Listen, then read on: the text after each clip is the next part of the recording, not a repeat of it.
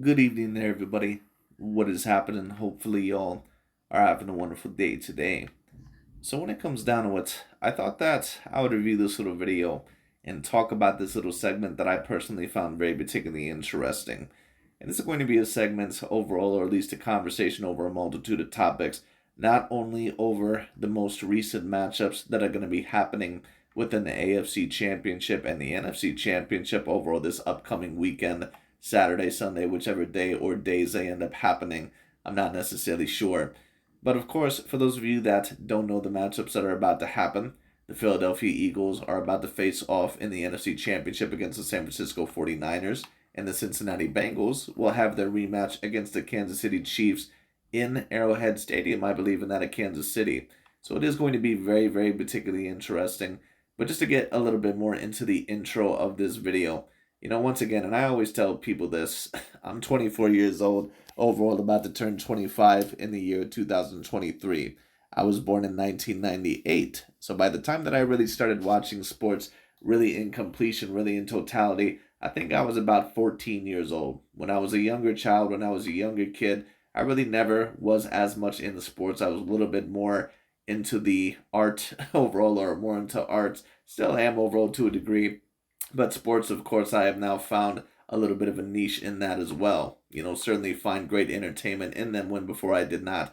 But I remember overall when I watched, NFL football or NBA basketball, boxing, MMA, soccer, and, tennis, I recently just got into. But I remember overall looking at a lot of those sports. And of course, if you grew up in my generation, a part of Generation Z, which of course is the part of the generation that I'm a part of, overall. You remember the quarterbacks that were great during the 2010s: Drew Brees, Peyton Manning, Tom Brady, who of course is still around, but in my opinion, very, very clear near the end. Aaron Rodgers, and if you want to talk about, quarterbacks maybe below them, and of course I could also mention Ben Roethlisberger, maybe quarterbacks below them like a Matt Ryan, a Phillip Rivers, Eli Manning, Cam Newton, quarterbacks like that when it came down to it. But there was a lot of great quarterbacks throughout this generation, and there's going to be a lot of great quarterbacks throughout any generation.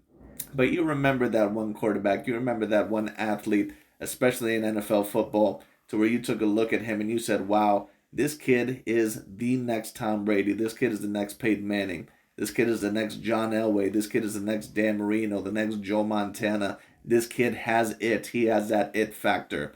Now, throughout the 2010s, that alleged athlete that apparently had that it factor for so long, at least by the media, was Mr. Aaron Rodgers. And I understand overall why so many people had so much appeal about him, because his touchdown and interception ratio, along with his stats and along with his arm talent and with his pure talent and his ability to lead an offense, it truly overall was a great sight to behold. But I always had a little bit of a different view of Aaron Rodgers. I seen him always in a little bit more of a realistic, scope overall, or at least in a little bit less of a hype manner, because by the time that I seen Aaron Rodgers, he had already lost a multitude of playoff games. Basically, my version of Aaron Rodgers growing up, at least overall most recently, is Mr. Patrick Mahomes, who of course is having his most recent Cincinnati Bengals rematch in the AFC Championship. And I've already stated this, that Patrick Mahomes, in my view, he's clearly going to eventually become greater than Aaron Rodgers. He's eventually going to become greater than Drew Brees. He's eventually going to become greater than those guys like a Steve Young or a Brett Favre. I think, in my view, at least more than likely, that he will end up greater than those guys. Now, I can't confirm that at the moment, but that's just personally what I feel. That's personally what I see. It just is what it is. Patrick Mahomes already has 5 AFC championship appearances. Each and every single one of them, I believe, have been in Arrowhead Stadium, which goes to show you his great impact in both the postseason and also in that of the regular season. And on top of that, well, what I should say is this: that goes to show his dominance in the regular season. His dominance in the postseason also has been pretty damn great as well. And, within 5 seasons, he's already won a Super Bowl MVP. He's won an MVP, and in my opinion, he's won the MVP of this season. Just my view of it. In my opinion. Now, some may say Jalen Hurts, some may say Joe Burrow, some may even say Josh Allen. I think that with the numbers combined with the record, I think that Patrick Mahomes has it this season. The man put up over 5,000 passing yards, I believe, with a phenomenal touchdown to interception ratio from what I remember. But the real question is about Mr. Patrick Mahomes is if he does actually end up winning the Super Bowl this year, where will Patrick Mahomes really deserve to be ranked all time? Now, this segment is actually going to be a segment that was released about a year ago. This was a segment about 11 to 12 months ago where both Stephen A. Smith and Michael Irvin, for those of you that don't know, one of the all-time great Dallas Cowboys and one of the all-time great receivers and offensive players in NFL history, first ballot Hall of Famer, I believe, when it comes down to it. They ended up creating their list of top 5 quarterbacks of all time, at least in their view. And I do believe that there is going to be a great amount of hype behind Patrick Mahomes if he does win a second Super Bowl to potentially be a top 5 quarterback of all time. The question will be, does he truly deserve to be there? Now, in my opinion, overall, what I'm going to say is this. Who do I believe is going to win the weekend's matchups? I personally believe, this is just my view, I personally believe that the Philadelphia Eagles are going to make it out of the NFC. I've been saying that all year, and in my opinion, they're my favorites to win the Super Bowl. They're very confident. They seem to be very well, decently coached. They have a great all-around team. They have great talent. I'm not really sure how many Pro Bowlers they necessarily have at the moment, but you don't always need a team stacked overall to the brim with Pro Bowlers to be a greatly talented team. Sometimes you just need overall enough of, positions filled well enough that are good enough at their job. So it is what it is. And of course, with some very exceptional players and some, certain amount of Pro Bowlers. But the Eagles are a very complete team, and I believe that they're my favorite to win it all this season. I've said that ever since the beginning of the playoffs. I believe that they're my favorite. And if I were to have a second, it would either be the Cincinnati Bengals or the Kansas City Chiefs. And in my opinion, just my view, I think that the Cincinnati Bengals are going to beat the Kansas City Chiefs this weekend. For whatever reason, the Cincinnati Bengals seem to be a nightmare matchup for that of Patrick Mahomes and the Kansas City Chiefs. He is 0-3 against Joe Burrow and the Cincinnati Bengals. And Patrick Mahomes, one thing I will say is this, even though he's usually been phenomenal in that of the postseason, almost very Peyton Manning-like when it comes down to it, there has been a couple of moments, especially in AFC championships or in a couple of other areas, to where maybe he has not performed quite up to par as what you have needed to. And I don't think that I've ever seen Patrick Mahomes not show up quite as well as what he did in that AFC championship last year against overall the Cincinnati Bengals. So like I said, it's going to be very interesting to see this rematch. But I'm picking the Cincinnati Bengals because they're extraordinarily talented. And I've been saying that this whole entire season. Not only that, but Joe Burrow is very calm and cool whenever he plays Patrick Mahomes. I thought that personally he could have done a little bit more last year in the Super Bowl. But I'll give the kid a little bit of a break. It was against the LA Rams, who clearly were the most stacked team in all the league. And it still was very decently competitive. I think it came down to the last drive. So I'll give Joe Burrow a little bit of a break there. But against Patrick Mahomes and against other AFC quarterbacks, he seems to have no pressure on him whatsoever. So that's why I personally believe that the Cincinnati Bengals will beat them. They also seem to have decent rushing as well as great receiving. They have T. Higgins on their team. They have Hurst at tight end, who's a decent tight end, not a great one, but still can get catches here and there. And of course, they have Jamar Chase. They seem to have a decent offensive line. They seem to be decently well coached, and the defense doesn't seem super bad either. They kept the Buffalo Bills to only 10 points when it came down to 10 points. So that overall, that team is no joke. And on top of that, Patrick Mahomes is a little bit hobbled. So like I said, we'll see what ends up happening there. But this is also going to be a video where I talk about, once again, my personal top 5 quarterbacks of all time. I did a video about this, I believe, last year or in the year 2021. I can't really remember. But that was a reaction to Ryan Clark's personal top 5 list of all time, where I reacted to that. Well, this is going to be a different list, but somewhat of the similar circumstances. So we'll see what happens. And I'm going to discuss with you who I have in my personal top 5 of all time and where I would personally rank Patrick Mahomes if he wins his second Super Bowl. So let's see what happens. Yeah. Okay, listen, in honor of the great Tom Brady calling it a career, I decided it's time for me to give you my list of the top 5 quarterbacks of all time, Michael Irvin. Of all time. Okay? You ready for this, Molly? You ready for this, Michael Irvin? Do it. All time. And remember, we're not going on just championships, all right? It's not just... I need to know overall what the fuck Michael Irvin is wearing. And usually I don't mind colorful suits when it comes down to it, but I don't know what the hell he was thinking overall with that pajama red. The man looks like he should be a cast member in the movie Boogie Nights. resume, it's talent too. Let's go to number 5 on the list. Give it to me, ready right now. Yes! Where is it? Y'all don't delay this. Excuse me, the board ain't working. I'm sorry. Number five on the list, Molly, Michael Irvin, is Aaron Rodgers. I am not leaving this. Once again, Stephen A. Smith, Max Kellerman, and many other people proving my point about Aaron Rodgers for many, many years. Clearly the most overrated quarterback in NFL history, in my opinion. Clearly the most overrated quarterback in NFL history for a guy that has only had home field advantage once in an NFC championship and has lost so many big games in the playoffs as he has, and only even made one Super Bowl appearance. Forget even just winning one championship. The man has not even made more than one Super Bowl appearance. I mean, at the end of the day, it just is what it is. Eli Manning, Russell Wilson, Patrick Mahomes, overall, all those quarterbacks have more Super Bowl appearances than what an Aaron Rodgers has. Now, would I put any of those quarterbacks, at least at the moment, above him? No, personally, I wouldn't. But all those quarterbacks, Big Ben Roethlisberger, another one, all those quarterbacks have more Super Bowl appearances than what an Aaron Rodgers does. And he has had great talent overall around him. So once again, that goes to show you that Aaron Rodgers is not as impactful, especially in the postseason, as what people try to allege that he is.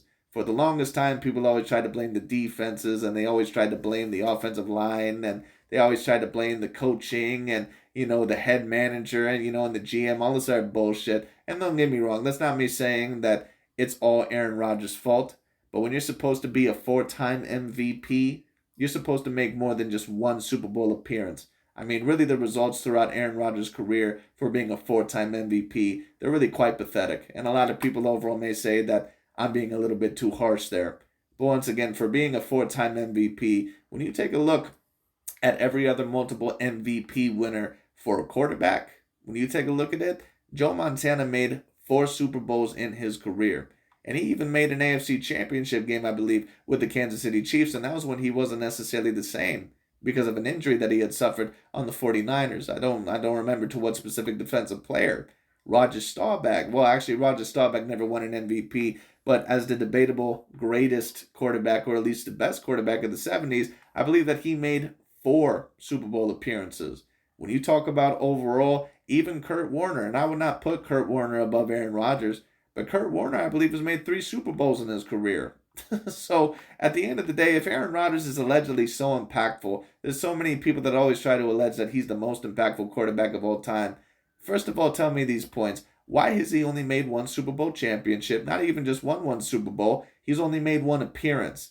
And secondly, why has he only had 1 NFC home game advantage? That doesn't make any sense. If you're allegedly supposed to be the most impactful of your time, you're supposed to have more than just 1 NFC championship appearance at Lambeau Field. That doesn't make any sense. Like I said, Patrick Mahomes has just had 5 straight Arrowhead appearances in the AFC Championship. Sure, no, he hasn't won all of them, but he already has more Super Bowl appearances and already has probably about the same amount of AFC Championships as Aaron Rodgers. And he has pretty much quadrupled the amount of time to where it's been home field advantage in the the AFC Championship.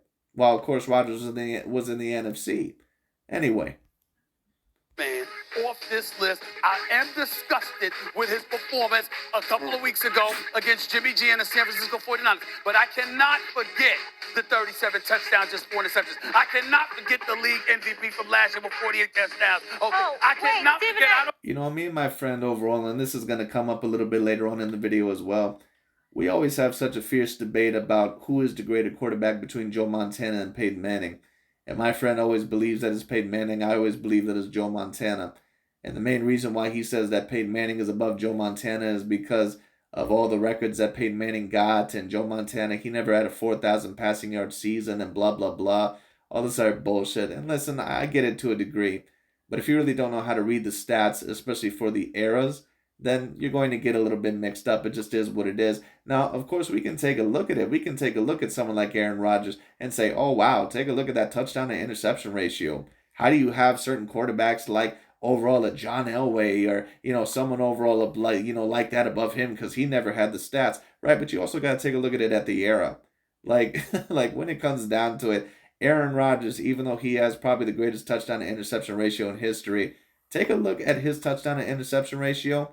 in the postseason. Take a look at it overall in the postseason, because all of a sudden that 5-1 touchdown to interception ratio, all of a sudden it goes down all the way to 3-1, maybe even a little bit lower than that. So, and in NFC championships, it's pretty much even.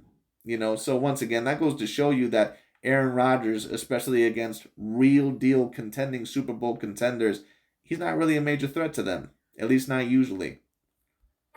And if we're really going to be real, the only year that Aaron Rodgers actually ever even won a Super Bowl is when the expectations really were not on the Green Bay Packers. They were on the Pittsburgh Steelers. Now, I'm not going to go that far because I think that that's a little bit of a cheap move to say that, Aaron Rodgers overall, that he doesn't give any credit there. He gets credit for me, of course, for winning the Super Bowl, of course, because it's winning the Super Bowl, especially over an experienced quarterback like that of Ben Roethlisberger and an experienced, decently great coach in Mike Tomlin. But every other year, when Aaron Rodgers had the expectations on his shoulders, he never lived up to it. Is this a regular season award? Excuse me, it's everything. Thank you, Molly. Overall, and LeBron James fans and Aaron Rodgers fans and Peyton Manning fans, they need to hear that shit. I don't care what anybody says, but I don't care how many MVPs you win. If you don't show anywhere near as good in the playoffs as what you do in the regular season, it really don't matter. Talent-wise, Right, Aaron top five Rodgers is one of talent-wise, maybe the greatest of all time, but I can't leave him. Talent-wise, maybe the greatest of all time, but in the postseason, he looks very marginalized compared to his usual self in the regular season. And once again, for Aaron Rodgers allegedly being so impactful, once again, for being in pretty much an ass division or a weak division overall, mainly throughout his career. I mean, maybe I'm wrong. I'd have to remember. But mainly throughout my time of watching football, the Vikings here and there have been a little bit of a threat. The Bears have mainly not been a threat, at least not usually, besides, maybe 1 or 2 years. And the Detroit Lions, I mean, they've been a complete dumpster fire of a franchise. We all know that. So why is it that Aaron Rodgers, overall, that he has only had home field advantage once in the NFC Championship? And he would have had that, home field advantage in the NFC Championship that 1 year, but he also lost to the New York Giants. I believe that was the year that the Packers went 15-1 and they were exited in the second round.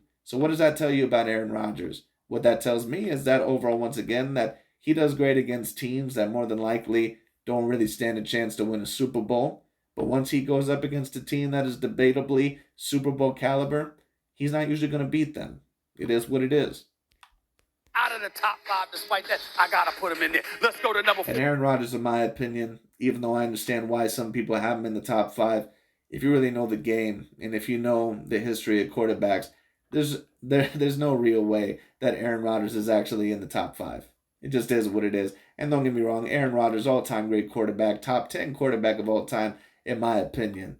All-time great quarterback, also the most overrated. On the list, please give it to me. And once again, the second most overrated quarterback, by far, Warren Moon. The one and only Patrick Mahomes. I understand that he's a superstar talent, Michael Irvin. Here's the thing.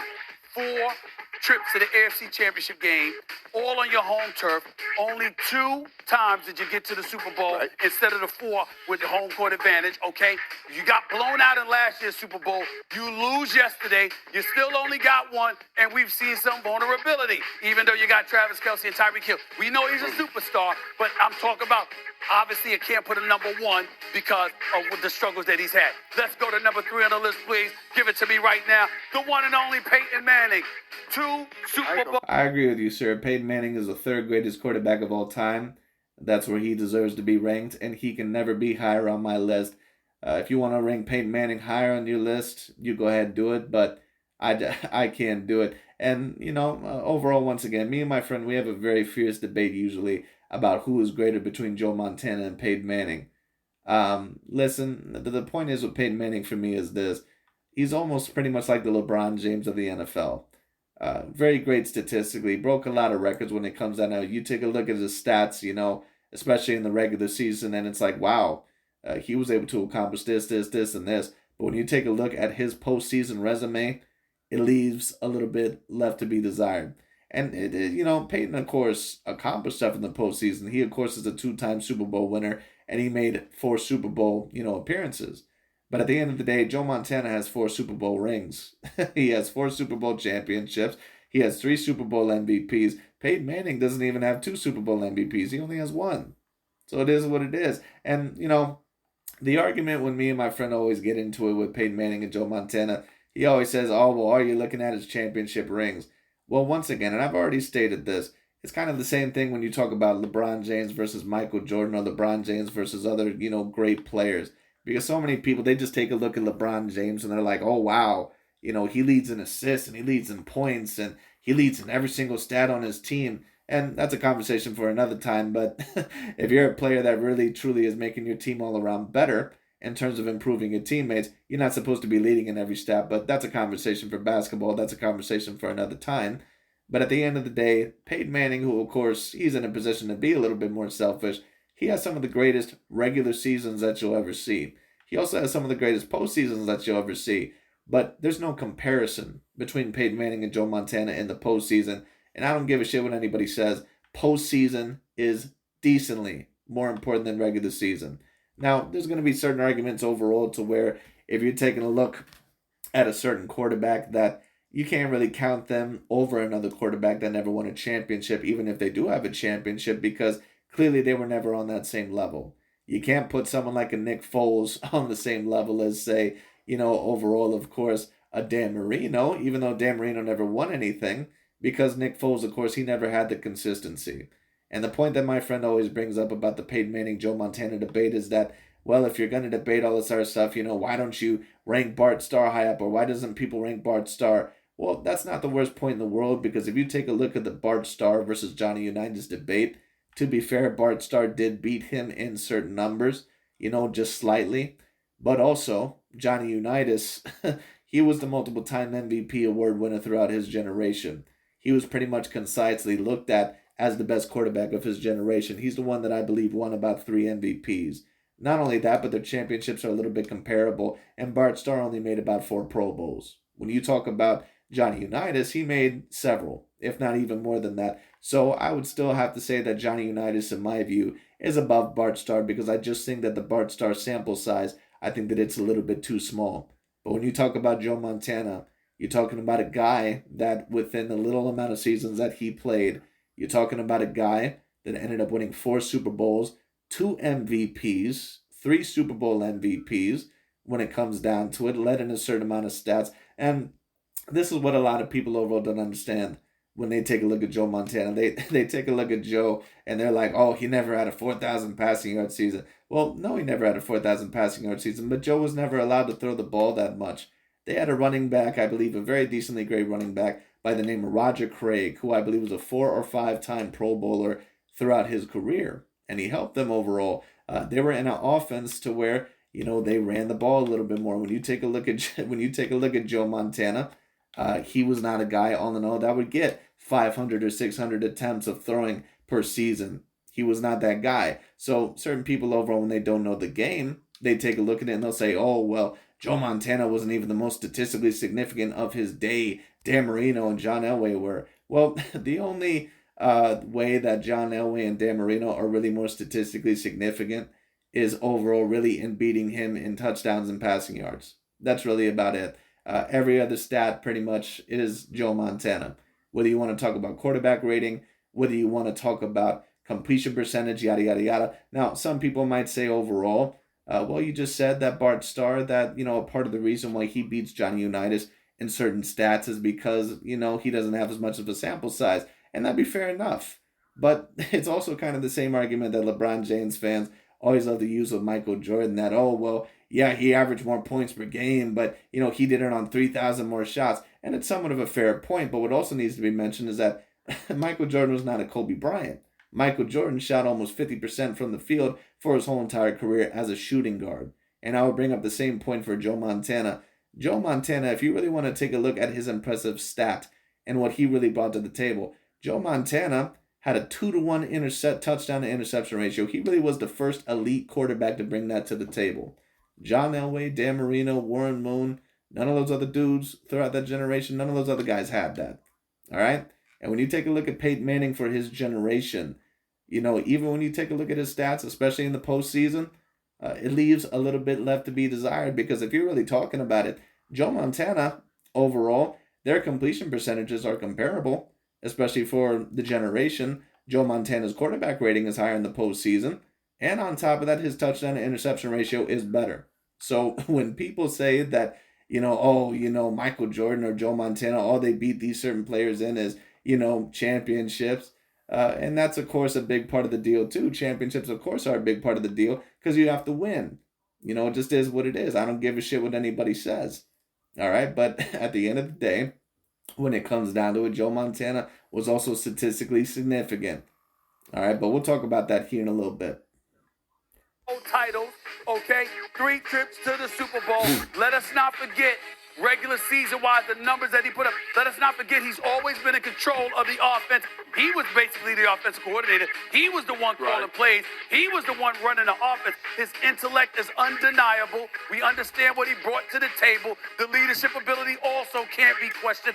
That's why we got to put Peyton Manning. Well, what Peyton Manning brought to the table is that overall the same thing that LeBron James brings to the table. Very, very great throughout the regular season. But in the postseason, even though he's going to have some all-time great runs, he could have certainly won more championships. Up in there, he's simply one of the greatest ever. It's undeniable, and he's a 2-time Super Bowl champion. Let's go to number 2 on the list, please. And let me also state this, because one point that my friend also brought up in the argument, and I want to mention this because he's not the only one that I've heard mention this.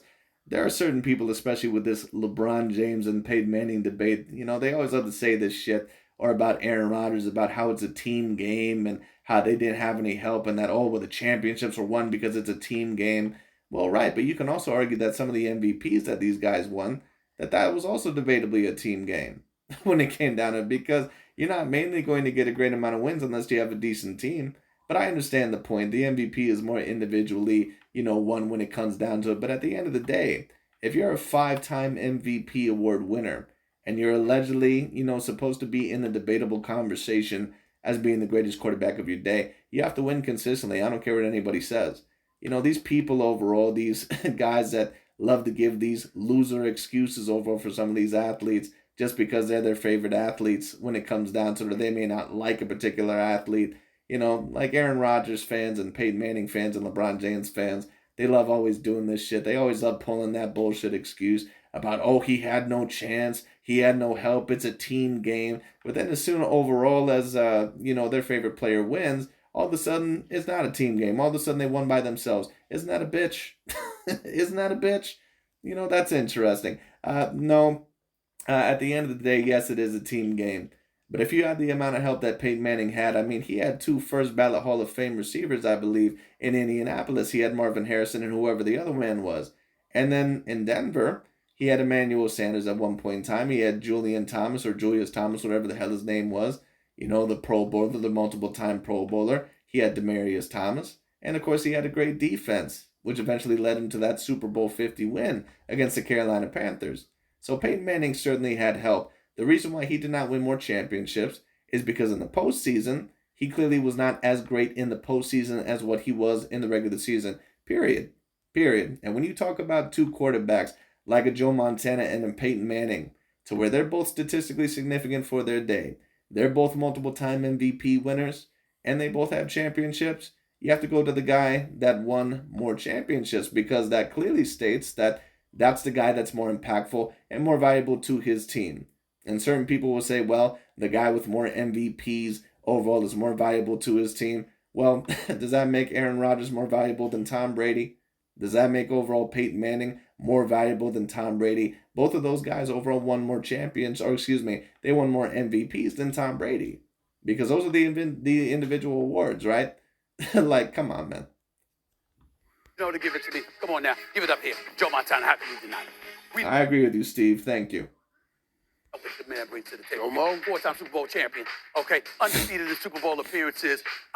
Joe, just Joe cool. He was the one that was teaching people how to get it done. Had Bill Walsh with him, but very clutch player. And what's also needed to be stated as well is that many people always love to say that Joe Montana was not the most significant quarterback of his day. You know what else needs to be mentioned? Not just that he led over John Elway and Dan Marino in touchdown to interception ratio and completion percentage and quarterback rating, and all that other stuff.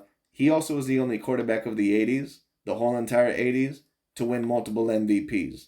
There isn't any other quarterback throughout that generation, and I could be wrong, someone let me know, unless Dan Fouts was the one that won multiple MVPs in the 80s. I can't remember, but I believe that he was 70. Someone correct me if I'm wrong.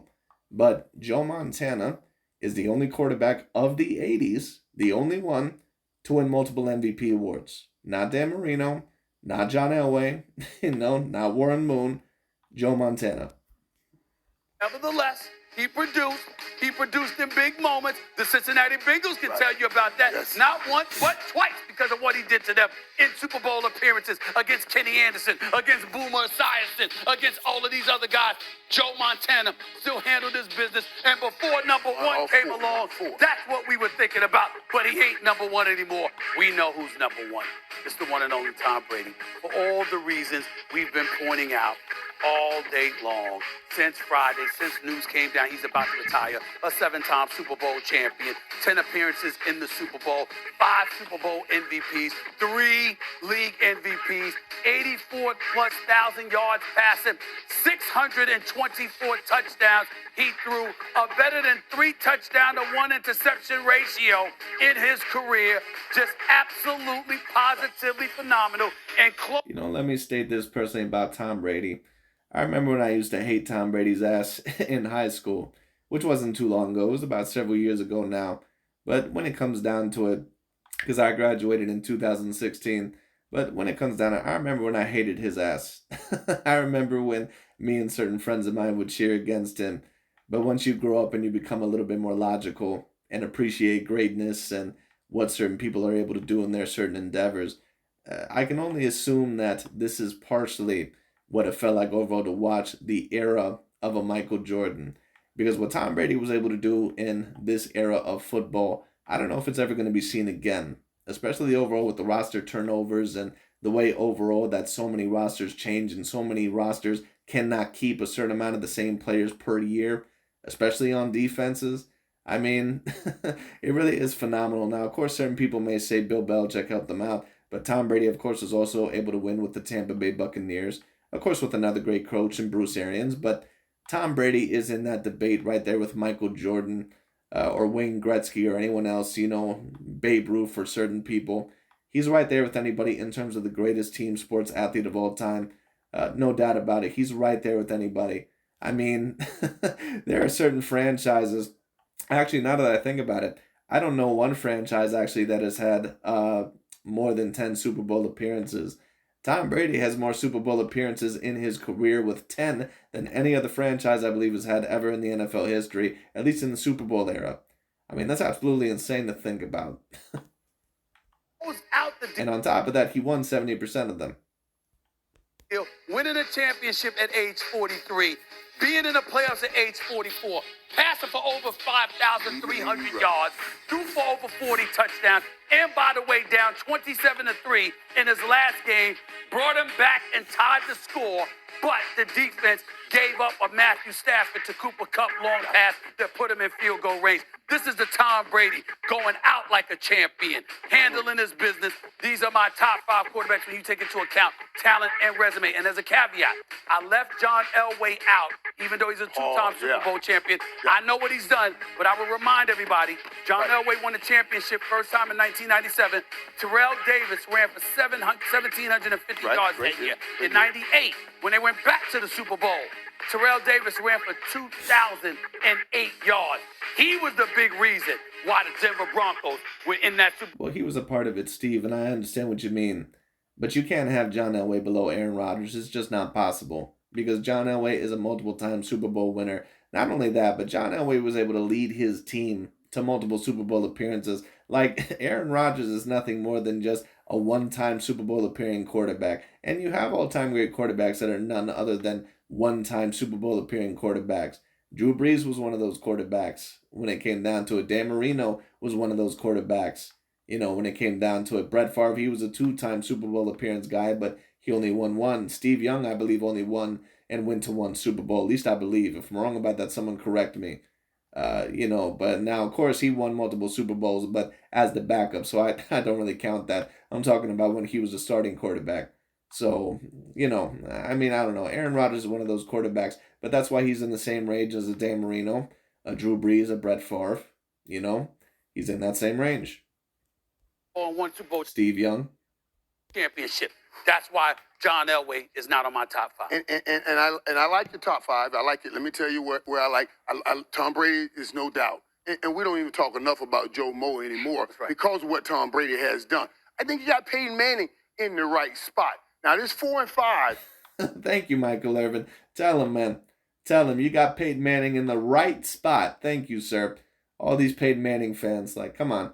You got all these stat geeks, especially from my generation, from Generation Z, or these fucking millennials, when it comes down to that, don't know how to read stats, and they just take a look at it and say, oh, wow, he has more touchdowns and more passing yards. He must be greater. Dude, once again, Joe Montana was not allowed overall to throw for 500, 600 attempts per year. That just didn't happen. I'm gonna have some issues with. Okay. Now, outside of my own personal preference of being knowing that Troy won 3 Super Bowls and can play with that 4 and 5 area, I will put that there. But I would at least have to flip these. I would, because Patrick Mahomes only has 1 Super Bowl victory right now, and Aaron Rodgers only has 1. But Aaron Rodgers has been around longer and has been producing more consistently. I don't have a problem with that. More consistently over a period. I don't have a problem with that. My only problem is Patrick Mahomes has performed better in the postseason than Aaron Rodgers. Yeah. I agree with that, Steve. And what I'll say is this. There has been a longer sample size, but what I'll say is this. Patrick Mahomes already within 5 seasons has performed pretty much better, at least pressure-wise, than what Aaron Rodgers has in the postseason, pretty much for his whole entire career. It just is what it is. And that's why I put Aaron Rodgers at number 5. Dan Marino? It's so. And the same thing, of course, goes for Drew Brees and probably Dan Marino as well, and Steve Young. Right now, because Dan Marino, John Elway, you can drop any one of these last 2 off and put both of those guys on there, and you still wouldn't be wrong. But I like it, except those last Dan 4 Marino never won a title. It wasn't his fault. Yeah. Don Shula never gave him a defense. You have Mark Superduper. Well, I would have to really take a look at it. Is it really overall that it was never Dan Marino's fault? I'd have to do a little bit more research with Dan Marino, but at the end of the day, there's so many people overall that always say, oh, it's not his fault. Well, was it really not his fault? You're supposed to be one of the top 10 greatest quarterbacks of all time. There's many people that would debate Dan Marino as a top 5 quarterback of all time. At the end of the day, we just have to take a look at the results. For Mark Clayton, you had Chuck Muncie coming out of the backfield. Dan Marino, especially with these players that had repeated Hall of Famers with them, like a Peyton Manning and a LeBron James. Was sensational. He was never given a defense. That's the one problem that I had with Don Shula. He never gave him a defense. And you said prior that the championships is not about the championships. Right. You can say the same thing about Dan Fouts, but he never got to a So Super who Bowl. did you think about in the 5 spot? I thought about Aaron Rodgers. I know, but you must always have a list. Yes, his love, Aaron Rodgers. Did you hear the way that Stephen A. Smith said that? I thought about Aaron Rodgers. About 7 before you get to the 5. I will tell you this. John Elway. Yeah. Troy Aikman. Okay. Terry Bradshaw, 4-time Super Bowl champion. I know that they had a... those are also very interesting points as well. Because certain people may ask me, well, if you have Joe Montana above Peyton Manning, because of championships, where is Troy Aikman and where is Terry Bradshaw? Well, the problem is with Terry Bradshaw is that he's just statistically way too inconsistent. When you take a look at Terry Bradshaw, there was multiple seasons to where he would throw about 10 more interceptions than what he would touchdowns. And at the end of his career, I believe he had about 114 touchdowns to 112 interceptions. So that's the reason why Terry overall usually gets lowered on lists. And when you take a look at Troy Aikman, he was pretty much the same in a time to where his touchdown to interception ratio should have been a lot better. And from what I remember, I don't remember Troy Aikman ever winning any MVPs, but I could be wrong about that. Thing is with Joe Montana is that he's a multiple-time MVP winner, a multiple-time Super Bowl MVP winner, and a multiple-time champion. And on top of that, he's statistically significant, so he has to be on the list. Whole bunch of Hall of Famers on the defensive side of the ball. Yeah. That's why people don't want to give Terry Bradshaw credit. But he did have Lynn Swann. He did have John Starworth. And he won 4 Super Bowl titles. And there were plenty of big pass plays that he produced. I would have Roger Staubach for a Dallas Cowboy, if I'm being fair. Another name, I got Roger Staubach, once again, the most underrated quarterback of all time. Debatably top 5, top 6. in my view. Now, to be fair, he never won an MVP, but you can debate that he could have won one or two in his career. And on top of that, he was the most statistically significant quarterback of his day, and that was during the 70s. And on top of that, he won 2 championships. Throw in there. And I believe went to about 4 appearances. As well. Okay. And so Okay, that's man, when I think about boy, those names, Yeah. that's what I cannot ignore. Well, if this wasn't COVID, I'd come hug you, boy. You grown here, boy. You put two Dallas Cowboys in your thoughts right there. That was good. Troy Aikman in there. That's when y'all That's good. legitimately. Well, Troy Aikman is a great quarterback, but he's not top 5. Now, Roger Staubach, he has a real debate for being top 5. But Troy Aikman, he has the championships, but unfortunately, I just don't think he has anything else. At least to be top 5. Deserved praise. Roger Staubach. Oh, he looked at the whole history. He The was whole history. listening. Not just my history, but The the whole history. history. Not just Thank my you for history, that. the I history, truly okay? appreciate So you see what I'm saying? him giving us That's something. right. I did it. I gave it. You gave us I gave- something. I I gave- appreciate I that. gave- In a minute, That's what I I'm saying. appreciate That's what I that. did. Thanks for watching. Anyways, that's pretty much about it for this video. But if you had to personally ask me for my top 5 quarterbacks of all time, number 1, I think clearly is Tom Brady. Number 2, I have Joe Montana. Number 3, Peyton Manning, clearly. At number 4, anywhere from number 4 to 6 is a toss-up. But at number 4, I'd probably have John Elway or Johnny Unitas, one of those two. So that pretty much means for the next 2 spots, they're around there. And I'd probably have Roger Staubach at number 6. Somewhere around there. And then at number 7, number 8, number 9, number 10, it gets very fluid. I would probably have Brett Favre at number 7, Aaron Rodgers at number 8. Some people would highly, highly disagree with that. I think you can debate either Aaron Rodgers or Brett Favre at the number 7 spot. I really don't got a problem with that. But the reason why I put Brett Favre at number 7 instead of Aaron is because he has one more Super Bowl appearance. So I think that deserves to be mentioned. Then I'd probably have Aaron Rodgers at number 8. Number 9, that's a great debate. You can pretty much throw Steve Young, Drew Brees, Dan Marino, pretty much in a pot. And whoever you pick out, deserves to be on the list, especially either Steve Young or Drew Brees. But Patrick Mahomes, he certainly is shooting up with a bullet, especially if he wins more MVPs and championships in his career, which in my opinion, if he stays healthy, he certainly will. So we'll see what happens. It'll be very interesting, but this is going to be a very big game for Patrick Mahomes. It's going to be very, very interesting, but that's really about it for today. Thanks so much for watching, and we'll see what happens with this AFC Championship.